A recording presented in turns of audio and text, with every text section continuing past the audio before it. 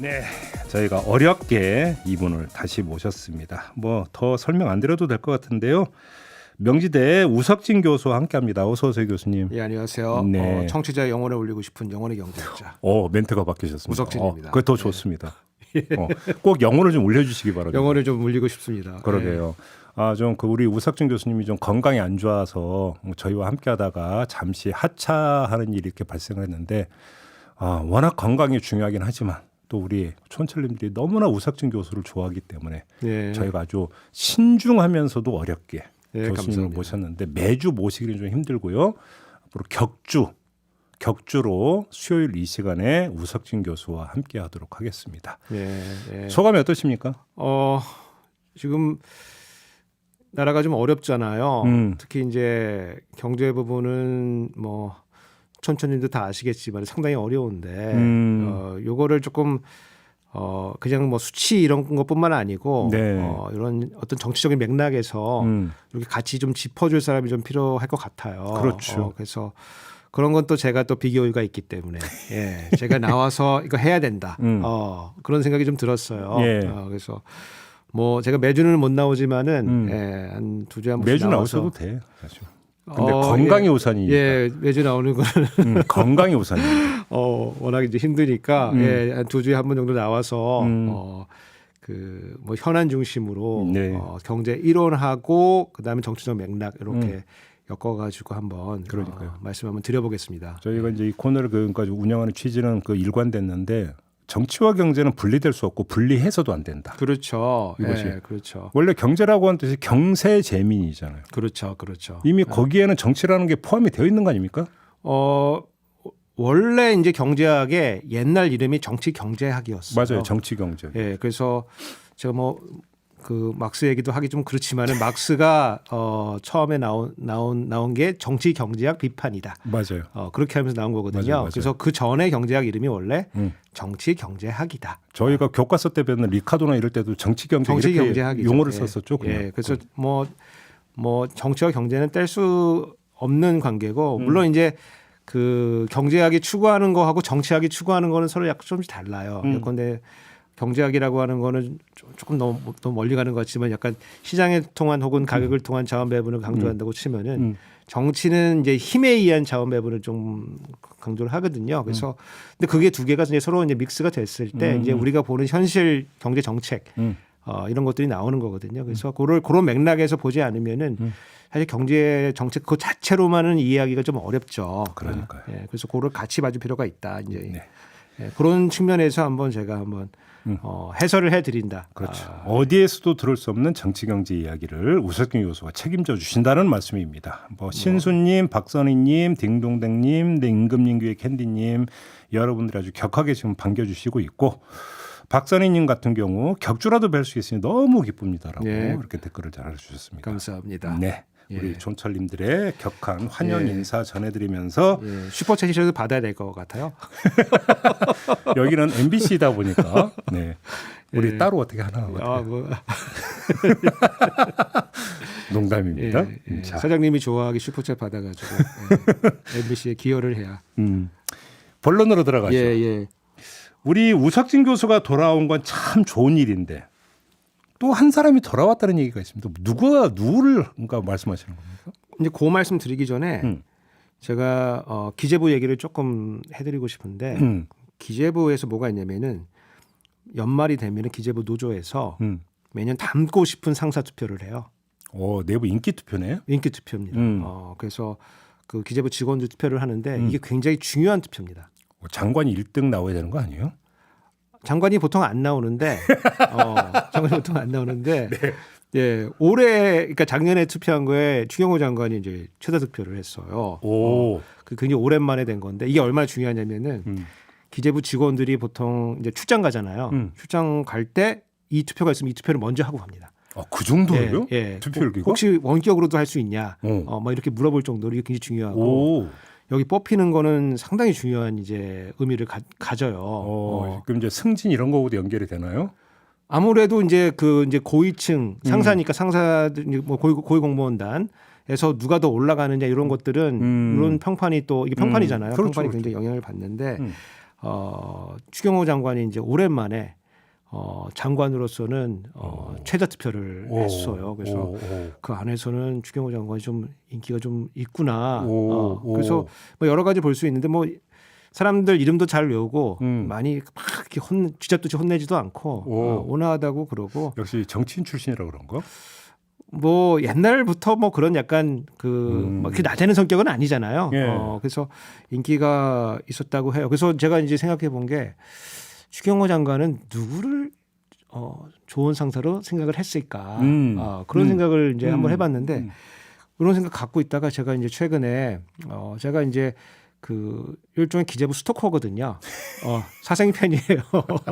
제가 이미 이 자리에서 여러 번 네. 확인했어요. 네. 아니 제가 기재부만 사생을 하는 게 아니고, 뭐 국회, 뭐 이제 정부. 아니 어쩌시려고 그래요, 도대체? 근데 제가 그게 취미예요. 어렸을 때부터 무슨 뭐 상임위 보고, 청문회 보고, 토론회 보고, 뭐 정보 모아나 이런 거 보는 게 취미이기 때문에 이제 그런 거 주로 하는데 최근에 이제 그 정확한 내일인데 기재부하고 그 한국개발연구원 KDI하고 국제 컨퍼런스를 하나를 해요. 국제 컨퍼런스. 국제 컨퍼런스. 그게 이제 내용은 뭐냐면은 1963년도에 경제개발 5개년 계획이 이제 처음으로 수립이 되는데 그거 60주년 기념해가지고 국제 컨퍼런스를 해요. 꺾어지네네 60주년. 예, 그러니까 이제 사실은 공무원들이 굉장히 자랑스럽게 생각하는 업적 중에 하나가 큰 행사네요 한마디로. 예, 60년대 70년대 우리가 한국 경제의 성장을 이끌었다.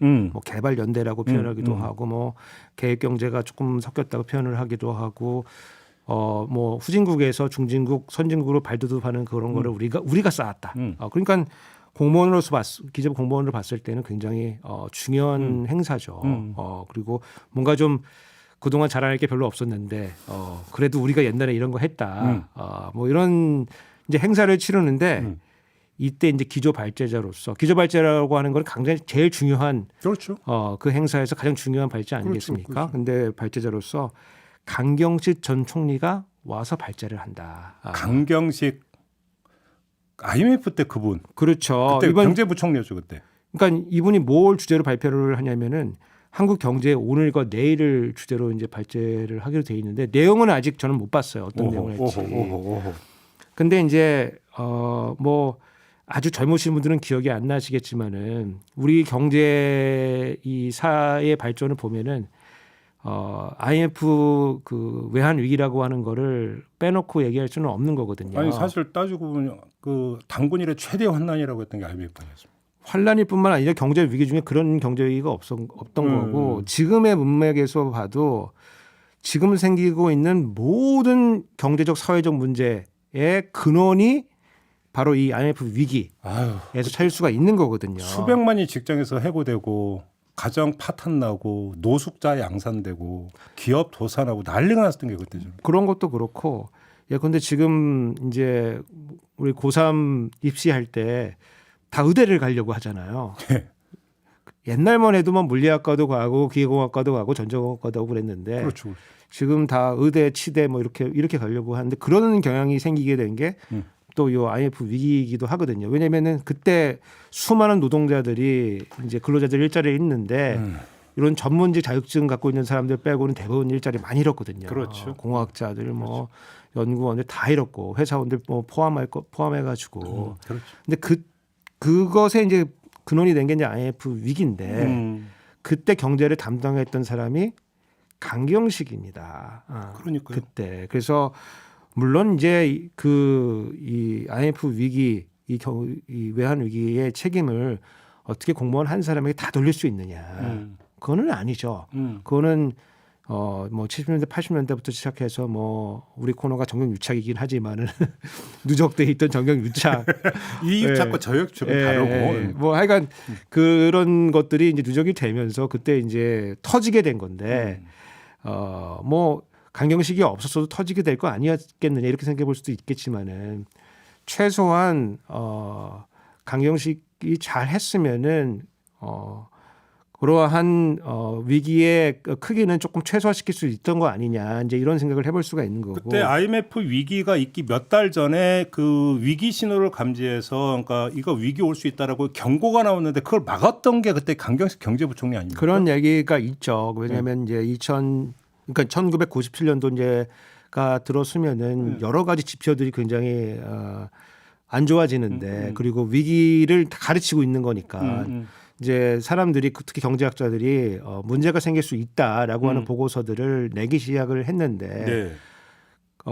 그거를 이제 사실은 뭐 강경식 그 전 총리가 그걸 막고 있었다라고 했는데 그러니까 강경식 총리가 이제 출장 간 사이에 그거를 돌린 거예요. KDI 거. KDI 보고서를 이제 돌리게 되는데 그거를 강경식 총리가 알고서 화가 나가지고 다 회수해라. 그렇게까지 했다. 이제 뭐 그런 이제 에피소드들도 있고 근데 제일 중요한 건 뭐냐면은 대통령에게 제대로 된 보고를 하지 않았다라고 해서 사실은 기소도 되고 재판도 받은 거거든요. 그때 재판 받았죠. 예, 구속도 되고. 근데 다만 정책 갖고 죄를 물을 수 없다. 정책적인 판단에 대해서 이거를 공무원한테 죄를 묻는 거는 뭐 잘못은 했을지 모르겠지만은 이건 정치적 판단이기 때문에 죄를 묻기는 어렵다라고 하는 판례를 이제 그때 당시에 이제 확립을 한 거고. 그렇죠, 맞아요. 그래서 이제 무죄가 되긴 한 거죠. 하지만은 우리가 그때 교훈이 공무원들이 위기를 감춘다. 그리고 말을 하지 않는다. 진실을 말하지 않는다. 맞아요. 이런 거는 우리가 사실 마음속에 갖고 가야 되는 그렇죠, 거고. 그렇죠. 그거는 제가 뭐 예전에 이런 코너에서도 제가 몇 번 말씀드렸는데 그게 공무원의 생리예요. 나 때 터지면 안 된다. 그래서 그렇죠. 공무원들이 이제 이런 정보를 묻고 아무 문제가 없는 것처럼 하다가 어저께까지 문제가 없었는데 오늘 IMF가 터지는 거거든요. 맞아요. 예, 그래서 이게 굉장히 그 조심을 해야 되는 거고 그래서 구조가 정치적 책임을 질 수 있는 사람들이 조금 위에 가고 늘공들이 그 아래를 받쳐야지. 늘공들이 위에 올라가서 뭔가를 하게 되면은 위험을 좀 감추는 그런 속성이 있거든요. 그래서 저희는 이제 최소한 모든 공무원들이 그때 당시에 그러니까 그 경제 개발 시대에 활동했던 많은 공무원들 공헌이 있지만은 최소한 강경식은 여기 나와서 한국 경제에 대해서 얘기를 하면 안 된다 이렇게 생각을 보통 하는데 쉽게 뭐 은인자 중에 될 사람인데 부끄러워야 되는 거죠 사실은. 그러니까. 근데 지금 기조발제제로 나와서 이렇단 얘기는 지금 이 경제 정책을 하는 공공부문, 기재부 뭐 다른 연구원들 사이에서 옛날에 억울했던 거 아닌가? 강경식이?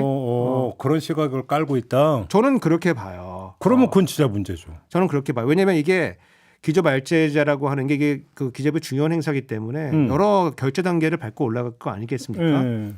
제가 그 이름을 보고서 헛짝 놀랐어요. 저만 놀란 게 아니고 사람들이 많이 놀라요. 기재부가 초청했으니까 기준을 그런데 이게 결제가 다 통과해서 축사를 개회사를 이제 추경호 장관이 하게 돼 있거든요.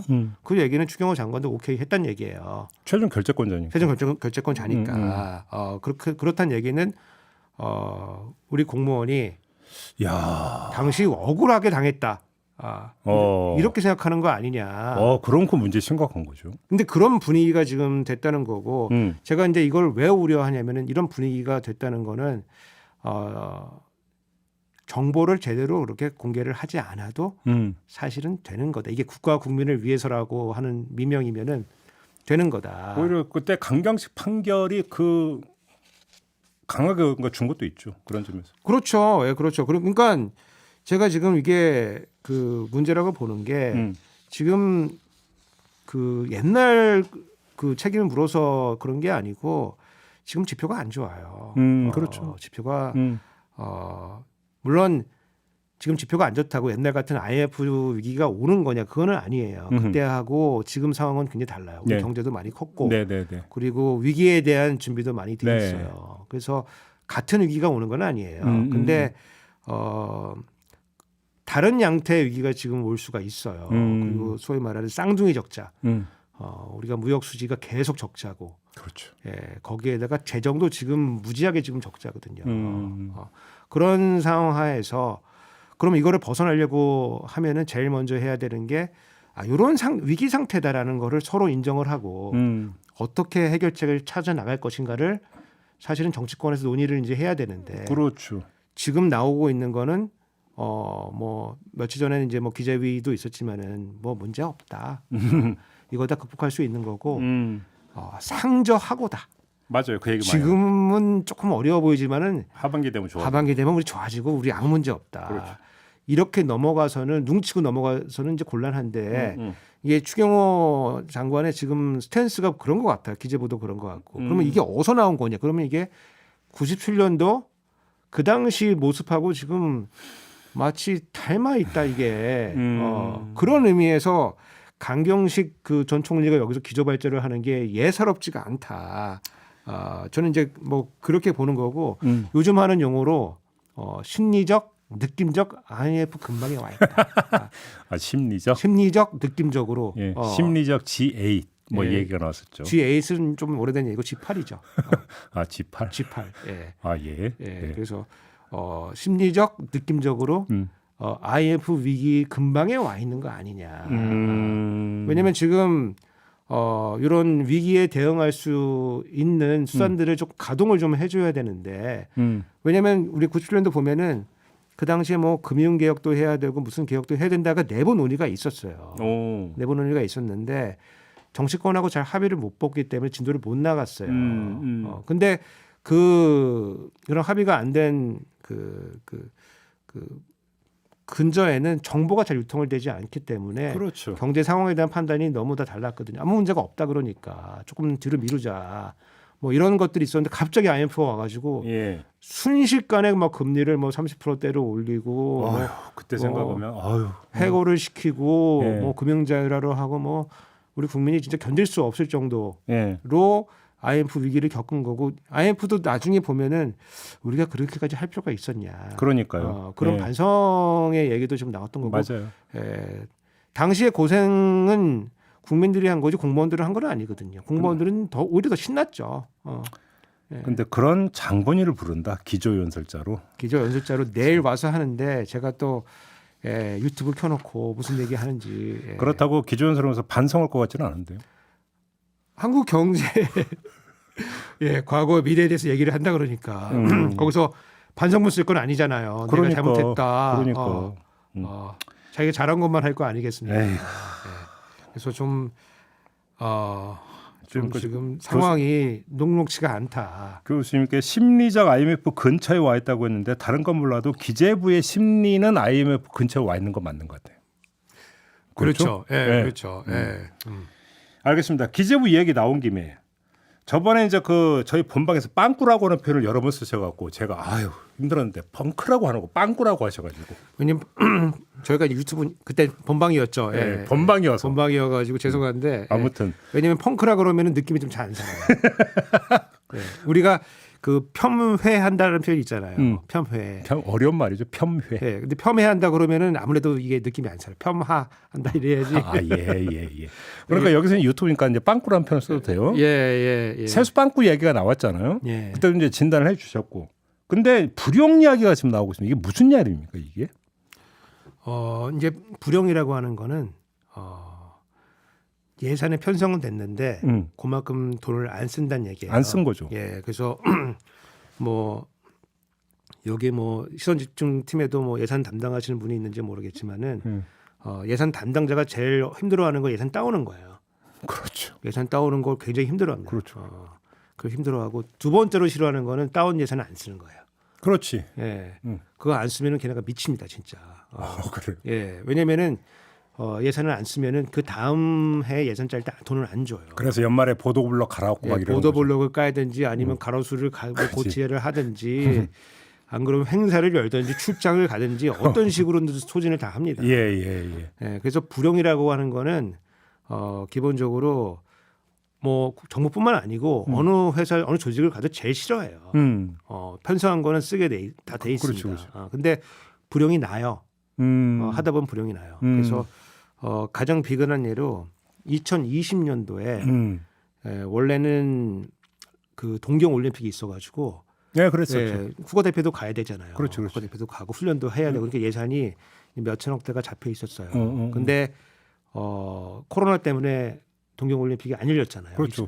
불용 나는 거예요. 그렇지. 그럼 불용이죠. 네, 불용이 나는 거예요. 그렇죠. 불용이 나고 그에 또 이제 방사청에서 방위 사업하는 방사청에서 무기를 이제 구입하려고 전투력 개선하기 위해서 무기를 구입하려고 했는데 미국에 이제 무기 만드는 공장들이 문을 닫았어요. 코로나 때문에. 살 수가 없어요.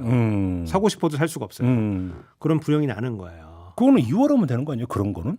그러니까 불용이 나니까 그거를 뭐 그의 재원으로 쓰거나 아니면 이월하거나 해서 불가피하게 재정 사업을 하다 보면은 불용이 나요. 그러니까 불용이 난다는 거는 뭐 아주 신기한 일은 아니에요, 사실은. 그렇죠. 하다 보면 나니까. 그러니까 그렇지. 그 규모를 봐야 되는데 네. 보통 한 6조에서 7조 정도. 그렇게 많이 해요? 뭐 하다 보면은 납니다, 그게 불용이. 우리가 지금 올해 예산만 639조니까 한 뭐, 1% 정도 되네. 예, 그 정도 불용이 납니다. 그게. 1%라고 하니까 또 그렇게 많은 거죠. 불가피하게 불용이 나고 그거를 그러면은 세금 남은 거랑 이제 합쳐가지고 세계 잉여금의 형태로 다음에 또 넘겨요. 그래서 뭐 남은 거 가지고 뭐 추경 재원으로 쓰기도 하고 아니면은 이거를 국채를 갚고 그다음에 지방 정부에 교부하고 그다음에 남는 거는 이제 이월해 가지고 다음에 쓰기도 하는데 그래서 불용이 난다는 거는 뭐 이상한 일은 아닙니다, 사실은. 근데 불용이 규모가 문제인데 작년에 불용을 이제 12.9조를 냈어요. 작년에 불용을 많이 낸 해입니다. 평균보다 한 2배 정도 되는 거네. 평균보다 2배 정도 되죠. 그죠. 불용을 냈는데 작년에 이제 본 예산보다는 세수가 많이 들어온 해거든요. 그러니까 사실은 세금이 많이 들어와서 불용을 냈구나. 쓸데없는 예산을 편성을 해가지고 이렇게 볼 수 있는 거고 이게 지금 최근에 기재부가 이런 스탠스를 잡고 있는 것 같아요. 그래서 조선일보도 이제 이런 기사를 쓰면서 돈 많이 쓰면 안 된다 이런 그 자세를 잡고 있는데 작년에 예산을 보면은 추경을 몇 번 했거든요. 추경을 몇 번 했는데 그 추경은 보통 소상공인에 대한 지원이에요. 돈 나눠주는 거였어요. 그렇죠. 그러니까 거의 다 소진됐어요. 그래서 불용이 날 예산들이 많지가 않아요. 근데 작년에 불용이 났다는 거는 제가 보기에는 불용을 낸 거예요. 일부러 불용을 낸 거예요. 왜요? 왜 불용을 냈냐면은 작년에 세수가 많이 들어온 해인데 중간에 추경하면서 많이 들어온다는 거를 너무 많이 들어온다 그랬던 거예요. 네. 그 작년에 뭐 기억해 보시면 알겠지만 갑자기 3월 달이 되면은 기재부가 어서 53조가 추가 세수가 생겼다 그러면서 맞아요. 예, 2월 달에는 없었는데 갑자기 찾아와 가지고 예, 그 돈이 생겼다 그러고 윤석열 정부 첫 번째 추경을 한 거거든요. 맞아요. 근데 그만큼 돈이 안 들어왔어요. 예. 새 정부한테 잘 보이려고 53조라고 뻥쳐놨는데 그만큼이 안 들어왔어요. 그래서 근데 그러면은 연말에 가면 세입 추경을 한번 해야 되거든요. 세입 추경을 세출 추경이 아니라 돈이 안 들어왔으니까 세입 추경을 한번 해야 되는데 추경 안 한다 그랬거든요. 그렇죠. 추경호 장관이 추경 안 한다고. 추경 안 한다 그래가지고. 네. 근데 돈은 좀 계획보다 좀 덜 들어왔고 돈 쓸 걸 있고 그러니까 돈을 쓰지 말라 그런 거예요. 불용 예산을 떼우겠다. 불용을 만드는 거라고 저는 보죠. 돈 쓰지 말라고. 니네 웬만하면 쓰지 마라. 실제로 그런 경향이 있었다고 제보해 주는 사람들이 좀 있어요. 제가 이제 시선 집중에 나오면서 저희 이제 빨대들이 다 지금 저를 기피를 하고 있는데 여하튼 그러니까 그거 이제 일러주는 사람들이 좀 있었어요. 그거 눈 가리고 아웅하는 거 아닙니까, 진짜? 근데 지금 그 기재부의 공식적 입장이 뭐냐면은 인위적 불용은 없었다. 하다 보니까 그렇게 된 거지. 하다 보니까 그런 건데 하다 보니까 그런 불용은 나지가 않습니다. 쓰라 그러면 진짜 다 갖다 씁니다. 지금 쓰지 말라 그러니까 안 쓰는 거지. 예산 담당자들이 그렇게 호락호락한 사람들이 아닙니다. 그래서 이제 불용을 내는 거는 저는 이제 그 작년 선택이었다 보고 작년에 해봤기 때문에 올해도 결행할 지금 조짐이 보인다. 근데 추경호 부총리는 22일에 뭐라고 했냐면 강제 불용 예산은 전혀 고려하고 있지 않다. 이렇게 얘기를 했었거든요. 예. 자발적 불용을 지금 하겠다는 거죠. 강제는 없는데 예. 부처가 니네가 알아서 알아서 잘해 이런 거요. 그러니까 예컨대 뭐 업무 추진비 이런 거 조금 들 써라. 이런 지침은 지금 내려갔다고 제가 들었어요. 근데 교수님 여기서 제가 무지렁이 수준에서 빵꾸 났잖아요. 빵꾸 나서 그러니까 아껴 쓰고 웬만하면 집행하지 말라. 그거 좋은 거 아니에요? 그게 이제 두 가지 문제점이 있어요. 어떤 문제가 있어요? 그러면? 이제 그 우리가 가정이나 음. 뭐 기업이나 음. 보통 이제 수입이 안 좋으면은 조금 지출을 좀 줄여요. 그래도 졸라 매죠. 네, 특히 이제 기업 같은 경우에는 상당히 이제 조여매죠. 그렇죠. 매출이 안 좋고 예. 뭐 영업이익이 안 좋으면은 적자가 나면은 뭐 출장도 가지 말라 그러고 밥도 먹지 말라 그러고 뭐 엄청 심지어 줄이죠. 화장실 그러니까 휴지 않게 쓰라는. 최근에 이제 회사를 뭐 재벌 지금 반도체 파는 이제 재벌 기업 중에 하나는 임원들 보고 이제 밥도 먹지 마라, 영수증 처리 안 해준다. 오, 그 정도요? 예, 그러니까 뭐 그렇다는 얘기를 들었어요. 오. 근데 기업 그 정도로 줄여요. 예, 가정 같은 경우는 조금 다른데 줄이긴 하는데 쓸데없는 것부터 먼저 줄이고 중요한 건 잘 안 줄여요. 그렇죠. 예컨대 뭐 애들 교육, 학원비 이런 거 많고. 이런 거는 우리 가족의 미래가 걸려 있잖아요. 그러니까 그런 거는 잘 안 줄여요. 문화비, 외식비 이런 것도. 그래서 뭐 외식하는 것부터 먼저 줄이기 시작하고 애들 교육비 이런 거를 최후까지 이제 버티는 거예요. 그래서 어쨌든 수입이 줄면은 뭔가 좀 지출을 조금 줄여 나가요. 근데 정부는 그렇게 하면 조금 곤란합니다. 정부는. 아, 그래요? 네, 정부는 그렇게 하면은 좀 곤란해요. 이제 두 가지로 곤란한데 네. 첫 번째는 그 정부가 쓰는 예산이라고 하는 거는 국회가 편성해 준 거예요. 그러니까 편성은 정부가 하지만은 국회가 이렇게 쓰라고 승인해 준 거예요. 그렇지. 너는 요 사업에는 1조 쓰고 요 사업에는 2조 써. 네. 니네가 이거 필요하다 그랬잖아. 그렇지. 그러니까 요거는 이렇게 쓰도록 자원 배분을 하고 요거는 국민의 어떤 명령인 거죠. 그렇죠. 그렇게 그렇죠. 쓰고. 예. 그런 걸 써야지 된다고 다 예. 우리가 국회 논의 과정을 거쳐가지고 그렇게 의회를 통과시킨 거기 때문에 그렇게 쓰는 거예요. 그 국가재정법에도 편성한 대로 지출하게 돼 있어요. 근데 이거를 공무원들이 앉아가지고 돈을 안 쓰기 시작한다. 그럼 국회 심의권의 침해라고도 볼 수 있겠네요. 침해라고 보는 거죠. 이거는 뭐 상권 분립도 그리고 국민을 대표하는 의회를 일종의 이제 무시하는 그런 행위가 되는 거고, 이거는 이제 민주주의의 원칙에 어긋나게 된다. 또 하나는 이렇게 하면 안 된다. 이게 하나가 있고, 두 번째는 뭐냐면은 불용을 내는 거는 뭐 평상시에는 그냥 그럴 수도 있을 것 같아요. 뭐 일부러도 낸다. 예컨대 지금 제가 예상하기에 기재부는 어떻게 지침을 줄 거냐면은 효율적으로 집행하는 이제 이렇게 할 거예요. 똑같은 돈이라도 같은 효과를 내면서도 좀 돈을 좀 적게 쓰는 방안들을 한번 생각을 한번 해보고 그렇게 쓰면은 다음 해의 예산에 우리가 반영해 준다. 그게 제일 무서운 거죠. 그렇게 이제 아마 그렇게 나올 거예요. 그건 이제 뭐 우리가 뻔하게 써오는 수십 년간 써오던 그 수인데, 약간 그렇게 할 거예요. 그렇게 해서 이제 지출을 이제 줄여 나가려고 이제 할 건데, 그러면 자발적으로 줄인 거잖아요. 그렇지. 그렇게 해서. 자발적으로 근데 아마 고수를 낼 건데, 고수를 낼 건데, 문제는 정부의 지출이라고 하는 거는 경제가 안 좋을 때는 조금 더 써줘야 돼요. 그렇죠. 재정 역할이 있죠. 우리가 그거를 저희 이제 경제학자들은 역경기적이다 이렇게 표현을 해요. 카운터 시클리컬하다. 영어 써서 좀 그런데 대통령도 영어 쓰는 걸 좋아하니까 저도 한번 영어 한번 써보겠습니다. 발음이 좋았다라는. 카운터 시클리컬하다 이렇게 표현하는 건 역경기적으로 하는 게 이제 교과서적인 우리가 처방이에요. 근데 지금 우리 경제 성장률이 지금 기재부가 예측하기로는 1.6% 한다고 지금 돼 있어요. 1.6%.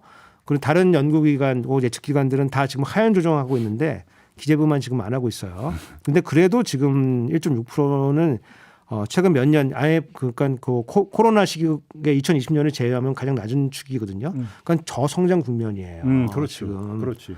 근데 요거를 좀 생각해 보셔야 되는데 우리나라 GDP가 대충 2,000조 좀 돼요. 그럼 2,000조의 1%는 20조 정도 되잖아요. 그렇죠. 20조 정도 되는데 지금 세수 빵꾸가 빵꾸라서 좋은데 세수 이제 펑크나 유튜브니까 이제 괜찮아. 빵꾸. 세수 빵꾸가 지금 뭐 최소한 뭐 목표치에서 5%에서 많이 나면 10%까지 지금 날 것 같거든요. 10%까지? 네, 근데 국세만 기준으로 봤을 때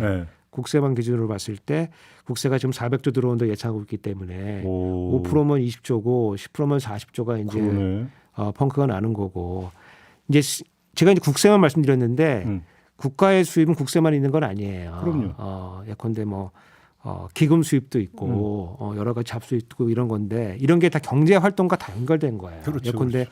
영화 발전 기금이라는 게 있거든요. 있어요. 예, 그래서 우리가 영화보러 가면은 그거의 3%를 맞아요. 그거를 이제 부담금의 형태로 기금에 이제 돈을 내고 영화 발전 기금 그거 받아가지고 영화 관련된 이제 사업들을 이제 하게 되는 거예요. 그러니까 예산 사업은 아니죠. 근데 이제 기금 사업의 형태로 이제 그렇죠. 진행을 하게 되는 건데 지금 영화 발전 기금 돈이 안 들어와요.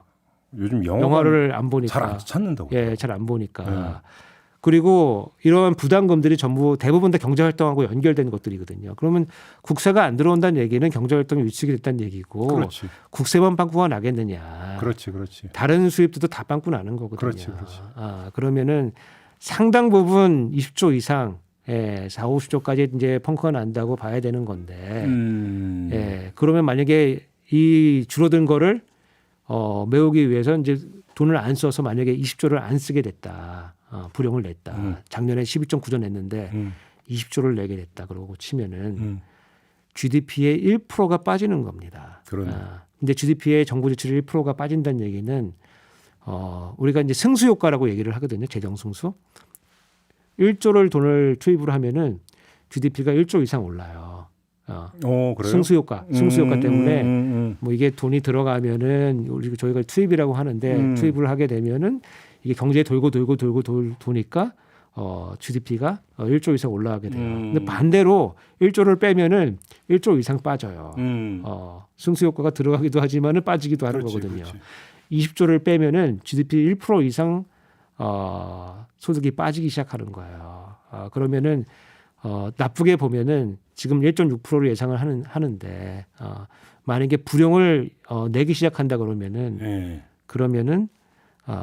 GDP 우리 성장률이 1% 이하로 내려갈 수가 있다. 그 얘기가 그렇게 연결이 된다. 네, 1% 이하로 내려가고 지금 정부가 조금 적극적으로 재정을 지출해가지고 경제를 조금 어려운 시기를 버텨도 지금 시원치 않은데 요 건전 재정의 기조 때문에 요거 지금 밑도 끝도 없는 거거든요 지금. 아니, 저는 재정학자니까 건전 재정 사랑합니다. 재정이 건전해야지 재정이 방만하면 되겠습니까?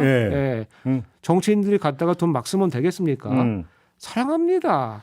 근데 때와 장소가 다 있는 거예요. 재정이 쓸 땐 써야 되는 거죠. 아니 건전 재정을 하려고 하면은 국가는 일단 든든해야지 건전해지는 거지. 그렇지. 예. 그러니까 지금 제가 요거는 꼭 말씀드려야 되는데 지금 불용을 한다고 해도 지금 돈이 생기는 건 아닌데 돈을 안 쓴다고 하는 거니까. 그렇지.